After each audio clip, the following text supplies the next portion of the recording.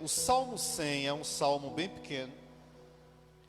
Lembre-se sempre, toda vez que você lê o livro de Salmos, você lembre que esses salmos são músicas, são canções. E durante muitos e muitos séculos, a igreja usou essas canções aqui do Salmo 100 nos cultos. Quando os irmãos se reuniam, eles cantavam esses salmos. Então, salmos são canções. Uma boa parte deles foi Davi, o rei Davi, que escreveu. Mas tem salmos aqui até de Moisés. Tem cânticos até que Moisés escreveu aqui. Então, aprenda o seguinte. O livro de Salmos é um livro de músicas, de cânticos. Porque a música, os cânticos fazem parte da igreja desde o seu início. A adoração a Deus sempre está presente. Aí você, como um bom entendedor de música, você pergunta, mas se é música, então por que não rima aqui as palavras aqui? É tudo estranho aqui. Um versículo não rima com o outro. Então como é que eles cantavam isso aqui? Aí eu vou ter que lhe explicar o seguinte, que poesia não se traduz. Sabia disso? Não tem aquelas poesias? Então, quando se escreve uma poesia, a tradução, geralmente as palavras não se encaixam bem. Por exemplo, você já ouviu os mais românticos aqui, já escutaram aquelas músicas internacionais assim, bem bonita? Você chega a arrepia, né? Chega, chora. Aí quando você vai ver a tradução da música, você fala assim, mas que é isso? Que negócio estranho é esse aqui? Tem nada a ver uma coisa com a outra. Mas por que você até, mesmo sem entender o que eu estava falando, você ficou, né? Você chorou. Mas quando você foi ver a tradução, você foi ver a letra da música, você fez, que música feia é essa? Não tem nada a ver um negócio com uma coisa com a outra. É porque, bom, no inglês ele tinha lógica, né? Quando traduz para o português, não fica. Por isso, quando eles fazem uma versão brasileira, mudam algumas palavras para poder dar harmonia, né? E a Bíblia não, a ideia da Bíblia aqui não é dar uma harmonia aqui, mudar as palavras para poder ficar bem bonitinho e rimar uma frase com a outra. Aqui a ideia é traduzir mesmo da forma correta, da forma que está. Por isso que, mesmo sendo um livro de músicas, as músicas aqui elas não parecem estar muito em harmonia aqui, as estrofes. Mas na linguagem original está, né? No grego, no hebraico, ela está lá, dá para entender tudo bem direitinho lá, tá certo? Entenderam até aí? Vamos lá. O Salmo 100 diz assim, ó: cantem hinos ao Senhor todos os moradores da terra. Adorem ao Senhor com alegria e venham cantando até a sua presença. Lembrem-se que o Senhor é Deus, foi Ele nos fez e nós somos dele. Somos seu povo, o seu rebanho. Entrem pelos portões do templo com ações de graças. Entrem nos seus pátios com louvor. Louvem a Deus e sejam agradecidos a Ele. Agora por quê? Pois o Senhor é bom, o seu amor dura para sempre e a sua fidelidade não tem fim. Vamos repetir esse versículo 5 todo mundo junto? Vamos lá? 1, 2, 3. Pois o Senhor é bom. Vamos lá, classe, atenção. É que a sua versão está um pouco diferente, né? Mas vai comigo nessa aqui, ó. Vamos lá. Pois o Senhor é bom, o seu amor dura para sempre e a sua fidelidade não tem fim. Diga amém por isso. Esse é o Deus que nós servimos. Volta lá para o 1. Eu quero falar nessa manhã sobre servir ao Senhor. O que é que você está fazendo aqui? Você diz assim, não, eu estou servindo ao Senhor. Quando nós estamos evangelizando alguém, você fala assim, ei, você não quer servir ao Senhor também não? Mas o que é servir ao Senhor? Ou melhor, como que eu posso servir ao Senhor? Quando eu falo em servir, o texto diz aqui, né, o versículo 2, aquele que fala sobre esse serviço. E nós temos aqui algumas lições importantes, né? A ideia de servir é a ideia de um escravo que serve ao seu senhor. Todos nós aceitamos Jesus como Senhor e Salvador da nossa vida, não foi? Amém? Todos aqui são salvos, né? Amém. Só que veja bem, na verdade os cristãos, em sua grande maioria, eles entendem que Cristo é o Salvador. E de fato, Ele é o Salvador. Então fala assim, eu aceitei Jesus como meu Salvador. Só que eles esquecem da primeira parte.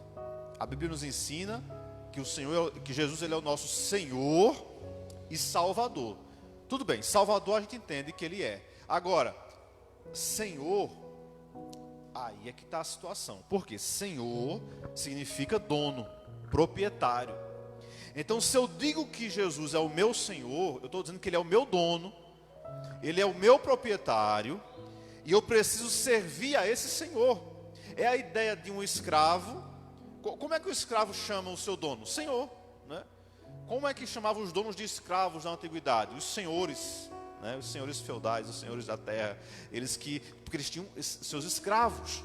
Então, a ideia aqui é a seguinte: espera aí, se Jesus é o meu Senhor, então eu realmente preciso ser de fato dele, totalmente dele. Ele tem que governar a minha vida. O Senhor é aquele que governa, é aquele que manda, é aquele que dá ordens. Então muitos cristãos até entendem Jesus como seu Salvador, mas esquecem que Ele deve ser também o Senhor da sua vida. Ele deve também governar a sua vida. Então a gente precisa verbalizar isso. Repita comigo assim: Jesus é o meu Salvador, mas é o meu Senhor também. Ou seja, Ele governa a sua vida. Você pertence a Ele. Você tem que ser totalmente dele. Essa é a ideia. Toda vez que a Bíblia refere-se a Deus como Senhor, é Ele como governante, como aquele que manda, como aquele que governa. Pergunta básica: é realmente Jesus quem governa a sua vida? Quem é que está no comando da sua vida? Quem é que dá a última palavra sobre a sua vida? Muitos cristãos, eles são governados por muita coisa, menos por Deus. Tem gente que é governado pela mídia, pelo que ele come o que a televisão manda comer, ele veste o que a televisão manda vestir, ele é totalmente governado pela mídia. Há pessoas que são governadas pelo diabo. Sim, o diabo exerce autoridade sobre elas, influência sobre elas. Isso é terrível. Elas constantemente estão obedecendo a voz do inimigo, porque são governadas por ela. Mas tem aquele povo na terra que é governado pelo Espírito Santo de Deus. E a Bíblia fala que aquele que é dominado pelo Espírito Santo, ele é como um vento. Ele não sabe de onde vem, não sabe para onde vai. A direção quem dá é Deus que posiciona, é Deus quem direciona. Tanto é que a maioria sequer queria estar aqui nessa manhã. Talvez nunca passou pela sua cabeça ser crente e servir ao Senhor. Mas você não queria, não era o seu plano original. Mas Deus te salvou, o Espírito Santo pegou você, resgatou você. E hoje você serve a Jesus. Antes você era guiado por João Bidu. Os mais antigos sabem quem é João Bidu. Hoje você é guiado pelo Espírito Santo de Deus. Muitos aqui antes de sair de casa corria para o rádio para escutar o horóscopo do dia, né? Aí o João Bidu dizia assim: vista azul hoje, sua cor da sorte é azul. Aí a pessoa se vestia todo de azul, que era para dar sorte naquele dia, porque ele era guiado pelos astros. Mas hoje você é guiado pelo Criador dos astros. Você hoje é guiado pelo Deus Todo-Poderoso. É Ele quem governa a sua vida. Amém? Muitos antigamente eram guiados pelos vícios. Eles viviam em dependência dos vícios. Então trabalhavam para gastar com os vícios, para alimentar os vícios. Eram movidos literalmente pelos vícios. Mas agora você encontrou Jesus e você é guiado, é controlado, é pelo Espírito Santo de Deus. Antes você se embriagava na cachaça, hoje você se embriaga do Espírito Santo de Deus. Você fica tão cheio que você volta para casa, erra até o caminho de casa, não sabe nem como chegar em casa. Você diz: que isso? É porque o culto foi tão bom, é porque foi uma bênção, eu estou tão inspirado hoje. Você sai de casa, já sai tão cheio que você esquece se fechou a porta ou não. Aí você volta para ver se fechou a porta, porque você já está ligado no céu. Eita, vai ser tremendo hoje vai ser uma bênção. Aí você está com tudo, porque hoje você está cheio do Espírito Santo de Deus. Amém? Servir ao Senhor. Agora, como é que a Bíblia nos ensina? Todos nós, todos, somos chamados e convocados para servir ao Senhor. O chamado de Deus é para todos nós. Deus convoca todos aqui para servi-lo. Você tem um chamado, você é um missionário. Sim, alguém falou, eu não lembro quem foi o evangelista que disse isso, que quando um crente sai de casa, Toda vez que um cliente sai de casa, ele está indo para uma viagem missionária. Quando você bota o pé na rua, você está indo para uma viagem missionária. Porque você vai encontrar pessoas que precisam de Jesus. Outro já disse que todo coração sem Cristo é um campo missionário.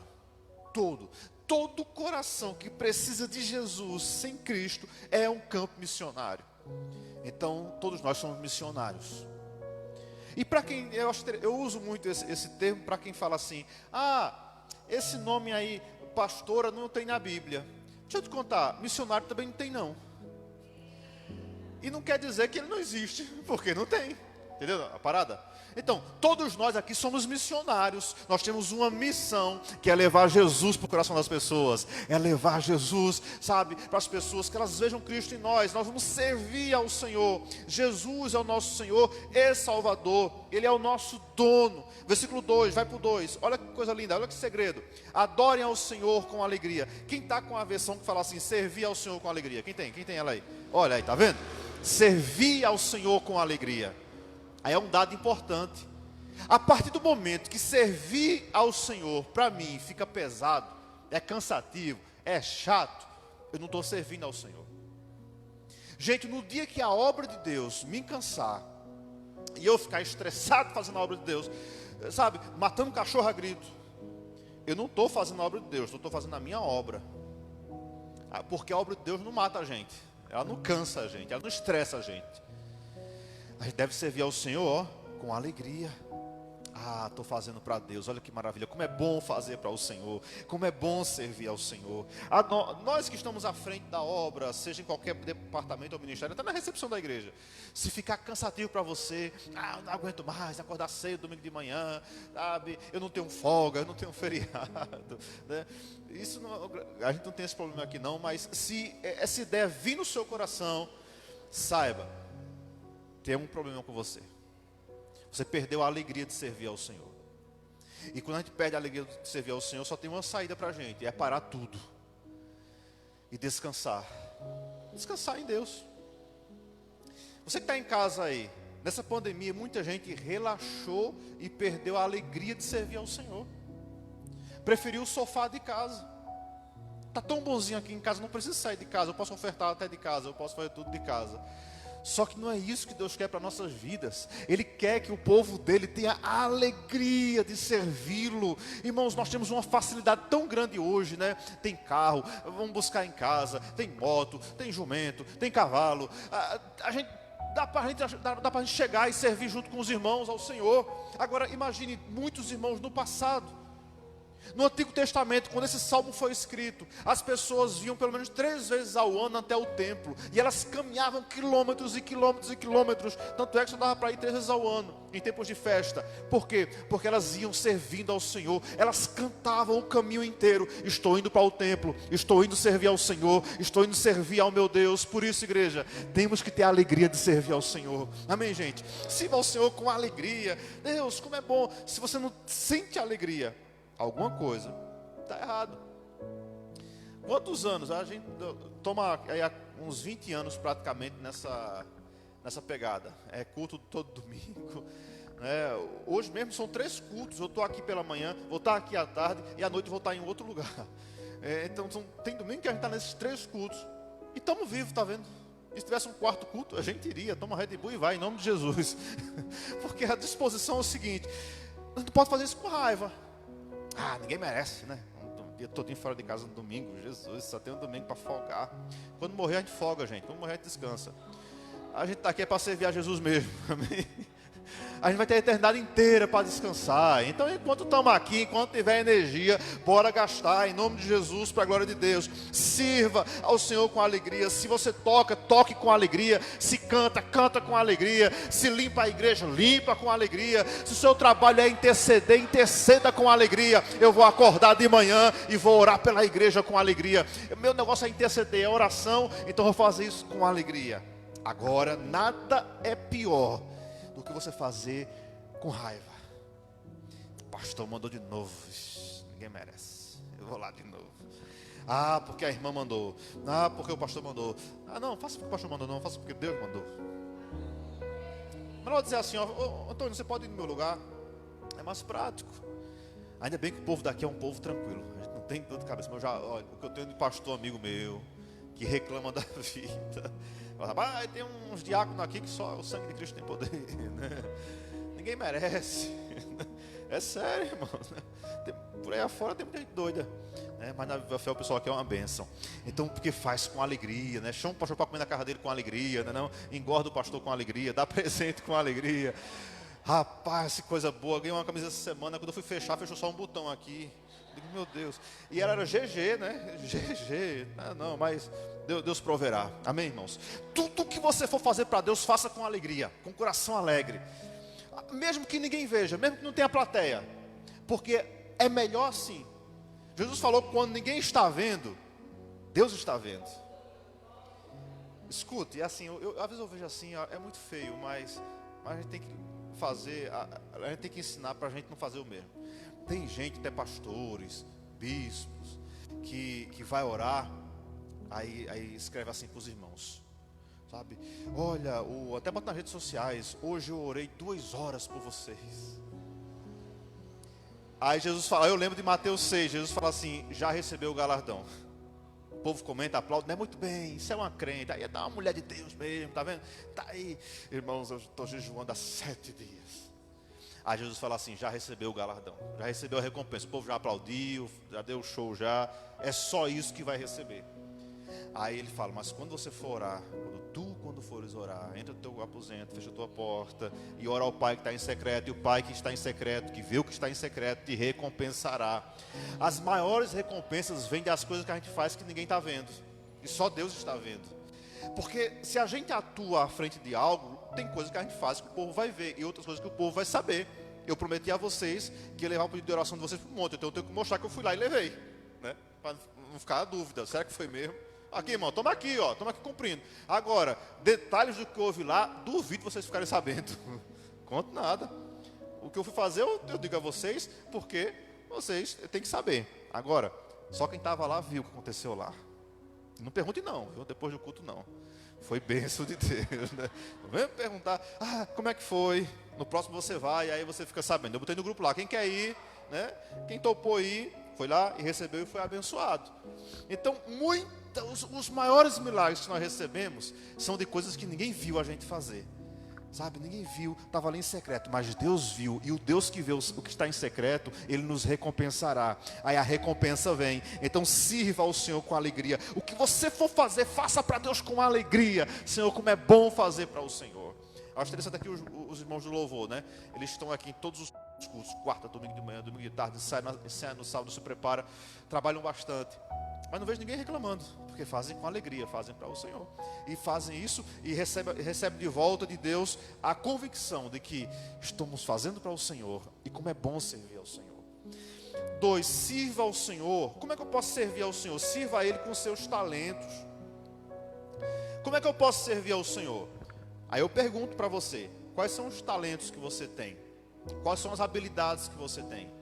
Existem habilidades, dons naturais, né? Que a gente já nasce com ele, mas ele precisa ser aperfeiçoado. Por exemplo, tem gente que já nasce cantando, já viu? Desde pequenininho já é afinado. Já tem gente que você pode contratar o melhor professor de música do mundo. Ele vai desafinar do mesmo jeito, porque não está nele o negócio. Agora, quem já tem dons assim, talentos, que você percebe, peraí, meu talento é isso aqui, o que você pode fazer? A Bíblia fala que você deve aperfeiçoá-lo. Ou seja, você vai trabalhando ele, vai lapidando ele. Então você vai se especializar, você vai se preparar para fazer o melhor ainda para Deus, não é? Então, existem também os dons espirituais. Esse não depende da gente. Esse Paulo fala em 1 Coríntios 12, versículo 11, Paulo diz o seguinte, ó: o Espírito Santo distribui os dons a cada um conforme ele deseja. Ouça bem isso aqui, ó. O Espírito Santo, ele distribui os dons para cada um do jeito que ele quer. Não somos nós que queremos, porque senão todo mundo ia ter o mesmo dom, né? O Espírito Santo, eu quero um dom aqui de curar, dom de cura. Se todo mundo tivesse dom de cura, quem era que ia profetizar? Quem era que ia pregar? Quem era que ia ministrar a palavra? Então é o Espírito Santo quem distribui. Então vê que interessante. Aqui eu aprendo o seguinte, que pela lógica, se o Espírito Santo habita em mim, pelo menos um dos 9 dons eu tenho que ter. Nem que seja. Como é que eu sei? Leia 1 Coríntios 12 em casa. Lá Paulo distingue todos os dons. Aliás, volta para o 10, vai, Carlos. Vê aqui o 10 aqui, ó. Uma pessoa recebe do Espírito poder para fazer milagres. Isso é um dom, poder para fazer milagres. Outra recebe dom de anunciar a mensagem do Evangelho, a mensagem de Deus, ou seja, de pregar a palavra. Ainda outra pessoa recebe a capacidade para saber a diferença entre os dons que vêm do Espírito e o que não vem dele. Discernimento de Espírito. Já viu que tem pessoas que são muito usadas por Deus, mas não sabem a diferença de Deus e do diabo. Não tem discernimento. Isso é um dom. Para uma pessoa, o Espírito dá a capacidade de falar em línguas estranhas. É um dom. Para outro, ele dá a capacidade de interpretar o que essas línguas querem dizer. Só aqui no versículo 10, você tem a lista de vários dons. E aqui diz que Deus, agora sim, aí quando Paulo fala isso, aí ele vai para o 11, aí ele diz, e é o Espírito quem distribui para a igreja conforme ele quer. Certo? Então todos nós, estude 1 Coríntios 12 em casa com calma. Aqui fala sobre todos os dons espirituais. Espera aí, eu não estou vendo nenhum dom em mim. Deixa no 10 lá então. Vê só, lê esse versículo 10 em casa. O 9 também, ele começa a tratar sobre isso. E vai dizendo, espera aí, nenhum desse aqui, eu tenho discernimento de espírito, assim, eu sei diferenciar anjos e demônios. Eu sei quando a pessoa é fofoqueira e quando a pessoa está falando a verdade. Eu consigo perceber isso. Geralmente mulher tem muito esse dom, né? Ela consegue com muita facilidade. É um dom assim mais feminino, né? Assim, sabe discernir. E sabe de uma coisa, gente? Eu ia falar sobre isso essa semana lá no Minuto com Deus, mas todos nós temos, o ser humano tem dentro dele algumas coisas que ele não conseguiu se livrar nunca, que a queda não destruiu. Tem uns sinais, uns sintomas em nós, da eternidade, que o diabo não conseguiu tirar da gente. Eu vou dizer aqui só 2, para vocês terem uma noção. O primeiro é a adoração. Todo ser humano, ele sente a necessidade de adorar alguém ou alguma coisa. Veja só, se você for lá, aqui no Brasil tem povos que não foram alcançados. Lá dentro da Amazônia ainda tem povos que nunca a civilização chegou lá para evangelizá-los. Então, se você hoje conseguir chegar lá e localizá-los, você vai perceber uma coisa interessante. Mesmo sem ninguém nunca ter falado de Deus para eles, lá eles adoram alguma coisa. O sol, a chuva, a lua, as estrelas. Mas quem foi que ensinou eles isso? Está no DNA deles, a necessidade de adorar. Eles não conhecem Deus, não conhecem Jesus, não conhecem a Bíblia, mas eles entendem que eles precisam adorar alguma coisa. Assim é em todos os povos da terra. O ser humano, dentro dele existe a essência da adoração. Ele precisa adorar. Por isso que adora muita coisa errada. Por quê? Porque não conhece muitas vezes. Então isso é algo que está dentro da gente desde o Éden. E não vai sair. Nós somos adoradores por natureza. Agora, a diferença é que hoje nós conhecemos o verdadeiro Deus e adoramos ao Deus verdadeiro, né? E a Ele toda a glória. Então é algo que o ser humano não consegue se livrar. A segunda coisa segundo dados assim, que ainda é vestígios lá de Adão e Eva, que o ser humano não conseguiu se livrar até hoje, é a mentira. Você sabia que o ser humano não consegue mentir 100%? Ele sempre vai deixar um rastro de verdade.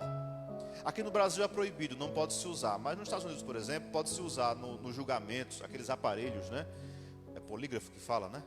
Que colocam uns aparelhos na pessoa lá, aí verifica o batimento cardíaco, a íris do olho e tal. E o juiz sabe se a pessoa está mentindo ou não. Porque por mais profissional que ele seja, o corpo dele vai denunciar que ele está mentindo. Por quê? Porque o ser humano não foi programado para mentir. Deus, quando criou Adão e Eva, Deus não programou eles para mentir.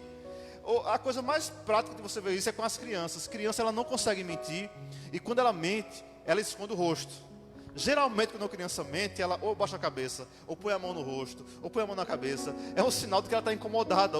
Ela não foi feita para aquilo.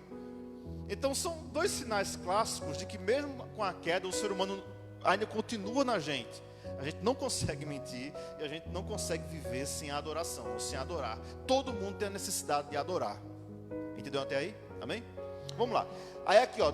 Agora, o que preciso? Discernimento de espírito, dons de língua, interpretação de línguas, dons da palavra. O que é que está em você? Qual desses dons aqui você entende? Não, eu acredito que eu sinto que eu tenho esse negócio aqui. O que é que eu faço então? Eu vou buscar mais, para eu poder trabalhar esse dom em mim. Se eu tenho vontade, se eu sinto desejo de orar por pessoas, para Deus curar elas, o que é que eu vou fazer? Eu vou orar por gente doente. Mas aí o diabo vai dizer o seguinte: rapaz, e se a pessoa não for curada? Não é isso que o diabo vai dizer a você? Aí eu pergunto a você, e se ela for curada? Você só vai saber orando. Pelo menos você orou por ela. Então o diabo sempre vai colocar um impedimento para você. E a Bíblia fala, resistir ao diabo, ele vai fugir de você. Amém? Vamos lá, deixa eu cuidar aqui por causa do meu tempo. Então esses dons aqui é para toda a igreja. Agora o Espírito que distribui, e geralmente você sente, peraí, eu me encaixo bem nesse negócio aqui. Você pode ter 2, você pode ter mais de um. Dizem que Paulo tinha todos os 9, né? Não sei, mas olha que maravilha seria. Agora pelo menos um você tem. E se você não descobriu ainda, busque a Deus, que Ele vai mostrar a você. Agora, é o Espírito Santo que plantou em você. Então você pode servir ao Senhor com seus dons espirituais. Você pode servir ao Senhor também, sabe como? Ou deve servir ao Senhor com seus talentos. Além dos dons espirituais, que são esses aqui, existem talentos, que são os dons naturais que Deus colocou, né, para o serviço da igreja. Toda a estrutura precisa de pessoas com talentos. Por exemplo, os músicos. Toda igreja precisa de músicos. E há pessoas que têm uma facilidade com a música. Há outras que não conseguem acertar o tempo da música de jeito nenhum. Então, a música vai, a pessoa não consegue. Mas não, por exemplo, um baterista que não consegue seguir o tempo. Não dá trabalho, né, Léo? Dá trabalho seguir o tempo da música. Então, se eu for tocar bateria, então, os irmãos vão lá na frente, eu vou atrás ainda. Eu não vou conseguir seguir o ritmo da música. Mas quem tem habilidade sabe, consegue direitinho ali, e vai que vai, e assim chega lá. Por quê? Já está, ele tem aquela habilidade, então ele vai desenvolver, vai trabalhar aquela habilidade. E assim ele vai crescendo. Então, o que mais? Há pessoas que o dom dela, eu liguei para algumas irmãs ontem e falei assim, eu posso te incluir aqui na recepção da igreja? Falaram, pode. Por quê? Porque elas gostam. Se elas fossem tímidas, se elas não fossem o jeito delas, dizer, não, bota outra coisa para isso. Não. Então, tudo bem. Aí eu pergunto, então o que é que você gosta de fazer? O que é que você sente vontade de fazer na igreja? Então tá bom, então vamos colocar você para essa situação aqui. Por quê? Todos nós temos talentos. Agora tem um problema. O problema é o que nós fazemos com os talentos que Jesus nos deu.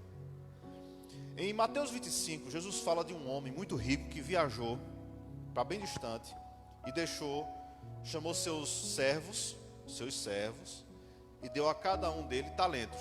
A um ele deu 5, a outro ele deu 2, 3, a outro ele deu 1. E depois de um tempo, aqui olha o que o versículo fala, depois de muito tempo, o patrão voltou e fez um acerto de contas com eles. Diga misericórdia. Vê bem, Jesus, ele pegou os seus servos, colocou talentos nas mãos deles, e depois de muito tempo ele voltará para pedir contas a cada um de nós pelos talentos que ele nos deu. O primeiro falou assim, o Senhor me deu 5 talentos, eu trabalhei, multipliquei aqui esses talentos, gerei frutos, está aqui 10. Aí ele fala, muito bem, segue comigo aí, vai para o 20 então, muda para mim aí. Vamos seguir essa história aqui. O empregado que havia recebido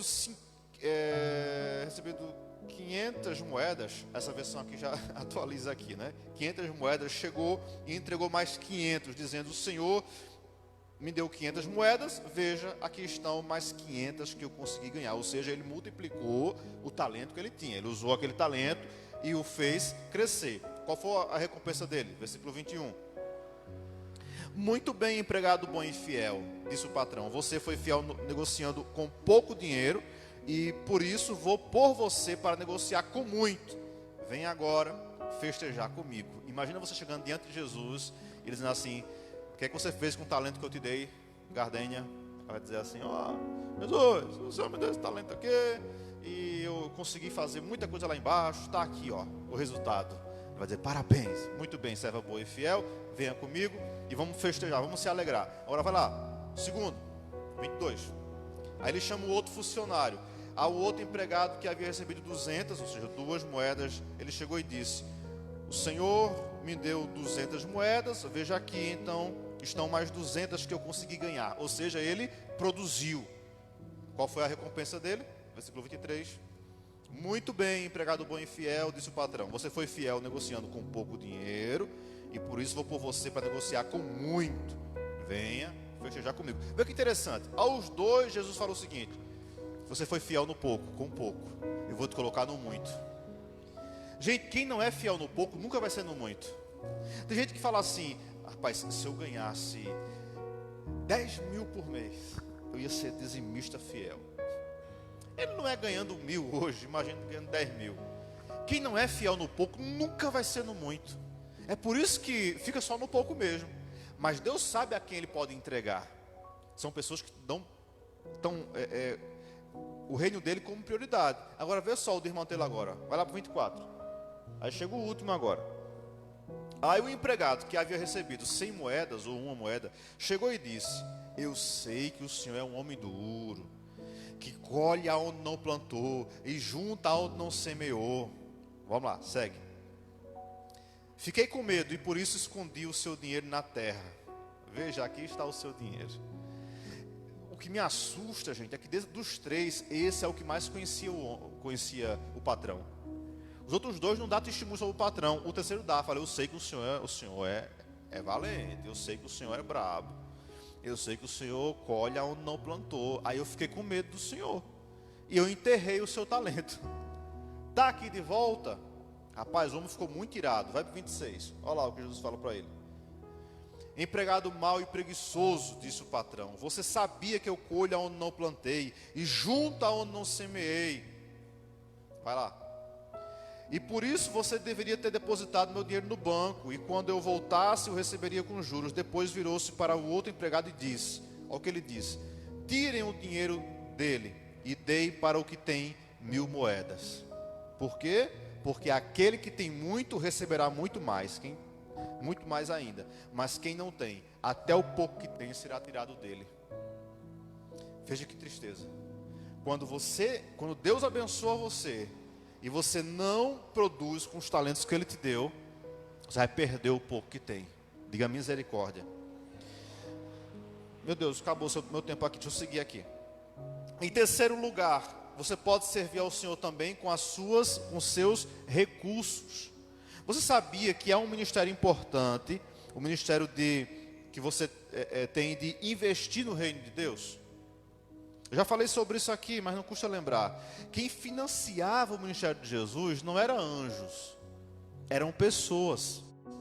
E detalhe, não eram grandes homens, grandes empresários. Olha quem financiava o ministério de Jesus. Vai lá, Lucas 8, versículo 1. Algum tempo depois, Jesus saiu e viajou por cidades e povoados, anunciando a boa notícia do reino de Deus. Os 12 discípulos foram com ele. Veja, Jesus andava com a comitiva, tá? E isso gerava o quê? Lucro, alimentação, hospedagem, aliás, despesa, né? Alimentação, hospedagem. Porque a gente pensa que para Jesus era o seguinte: nasça dinheiro no chão. Aí nascia. Não, gente. Jesus submeteu à mesma situação que a gente. Ele andava com a comitiva dele e isso gerava despesas. Versículo 2. Também algumas mulheres que haviam sido livradas de espíritos maus e curadas de doenças. Eram Maria, chamada Madalena, que tinha sido expulso 7 demônios. Joana, mulher de Cusa, que era alto funcionário do governo de Herodes, Susana e muitas outras mulheres, com os seus próprios recursos, ajudavam Jesus e seus discípulos. Acreditem, eram as mulheres quem financiavam o ministério de Jesus. E vê que interessante, de onde Jesus tirou dinheiro para financiar o ministério dele? Do palácio de Herodes. Porque era a mulher de um alto funcionário de Herodes que investia no reino de Deus. Agora vê que interessante. Primeiro fala de uma mulher que foi tirada 7 demônios. Ela foi liberta e começou a investir no reino de Deus. Todas elas foram libertas, tratadas por Jesus e passaram a investir no reino dele, investir na obra, investir no ministério deles. Com seus recursos, elas investiam. Toda vez que você oferta, toda vez que você é dizimista fiel, você está investindo os seus recursos no reino de Deus. E não tem como Deus não abençoar você ainda mais e você poder multiplicar as suas finanças. Pode ficar certo. No envelope aí, a gente não tem espaço, tem, mas eu cobri, né, o espaço para colocar nomes. Por quê? A gente não recebe nomes de pessoas, porque a fidelidade sua deve ser com Deus e não com a gente, senão a gente vai acabar cobrando você, né? Ei, irmão está sendo fiel, não, ó. Não, é que Deus cobre você, que Ele pegue você pela orelha, porque a fidelidade com Deus é com Deus. Então você é dizimista, fiel, pode ficar certo, Deus vai te abençoar ainda mais. Você é ofertante, fiel, você oferta ao Senhor com alegria, com generosidade, então fique certo de que Deus vai lhe abençoar ainda mais. Olha aqui, essas mulheres financiavam o ministério de Jesus. Então eu tenho certeza que lá no céu elas vão receber o galardão e a recompensa também por tudo que Jesus fez ao longo da caminhada. Mais ou menos o seguinte, ó. Paulo fala que nós somos cooperadores com Cristo. Você oferta aqui nesse lugar, nesse ambiente. Aqui nós conseguimos ajudar, abençoar irmãos lá na África, mas também aqui no Brasil, no rádio. Então você imagina que com o recurso daqui eu consigo pagar uma rádio lá em Recife que alcança milhares de pessoas. E eu não sei quem escuta a gente, mas eu sei que a palavra de Deus não volta vazia. Então imagine que você lá nos brejos, alguém está ouvindo lá, e quietinho no canto dela, ela entende aquela palavra, gera fé no coração dela, e ela entrega a vida a Jesus. Eu não vou conhecer aquela pessoa, nunca vou vê-la, mas imagine que quando chegar no céu, aquela pessoa vai estar lá. E nós fomos responsáveis por alcançar aquela pessoa. Eu que falei no rádio, você que financiou essa obra. Vai para a minha conta e vai para a sua conta aquela alma que foi ganha. Não é maravilhoso? Com recursos e com ofertas, nós conseguimos, com ofertas inclusive do Aviva Café aqui, nós conseguimos juntar com outras ofertas e retirar toda a família do pastor José da cidade da Beira e enviá-los para 600 quilômetros de distância, por causa do ciclone dessa semana. Preservamos uma família, graças a Deus, Deus ouviu orações, o ciclone chegou com pouca força lá, não matou ninguém, destruiu muita coisa, mas ninguém perdeu a vida, amém. O pastor ontem voltou para casa, chegou em casa, me avisou que chegou em casa. Agora, imagine você, se o ciclone tivesse sido forte como 2019, tivesse matado muita gente como matou em 2019. Com os nossos recursos, com a coxinha que você comeu ali, a gente conseguiu salvar pelo menos uma família da cidade da Beira. Ou seja, o evangelho do reino de Deus é isso.